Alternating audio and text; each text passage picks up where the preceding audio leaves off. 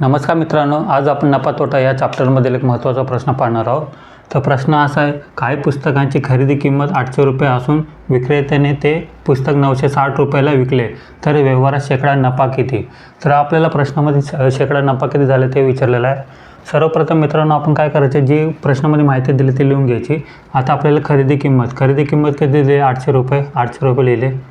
आपल्याला विक्री किंमत किती दिली आहे, विक्री किंमत विक्रेत्याने ते पुस्तक 960 रुपयाला विकले, म्हणजे विक्री किंमत आपल्याला 960 रुपये दिलेली आहे। आता स्टेप बाय स्टेप याचं सोल्युशन बघूया। मित्रांनो एक गोष्ट लक्षात ठेवा, नफा कधी होतो, विक्री किंमत ही खरेदी किंमतीपेक्षा जास्त असेल तर आपल्याला काय होतो, नफा होतो। ही गोष्ट तुम्हाला लक्षात ठेवायची आहे। आता नफ्याचं सूत्र काय, नफा बरोबर विक्री किंमत वजा खरेदी किंमत। आता पुढची स्टेप काय, या सूत्रामध्ये आपण किमती ठेवूया। विक्री किंमत किती आपली, विक्री किंमत 960 आहे, 960 वजा खरेदी किंमत किती आहे, 800 रुपये। आता 960मधनं 800 वजा केले तर किती राहतील, 160 रुपये, म्हणजे 160 रुपये काय झालं, आपल्याला नफा झाला आहे। आता आपल्याला पण प्रश्नामध्ये काय विचारले, तर व्यवहार शेकडा नफा किती, म्हणजे शेकडा विचारले, ठीक आहे। आता बघा पुढची स्टेप आहे, किती नफा झाला आहे, 160 रुपये, कितीवर झाला आहे, खरेदी किंमतीवर झाला आहे 800 रुपये।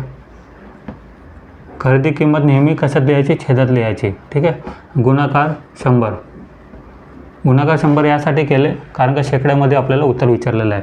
आता मित्रांनो याला सिम्प्लिफाय करूया। 2 शून्य 2 शून्य काय झाले, कॅन्सल झाले।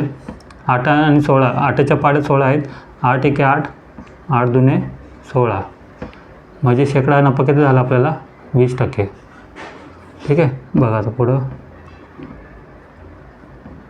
नफा बरोबर 20% काय आलं, नफा। हे काय असणार आपलं आन्सर। ऑप्शन क्रमांक कोणचं बरोबर आहे, 3 हे बरोबर उत्तर आहे। अशा प्रकारे मित्रांनो नफा तोटा काढायचा असेल तर आपण या सूत्राचा वापर करून काढू शकतो।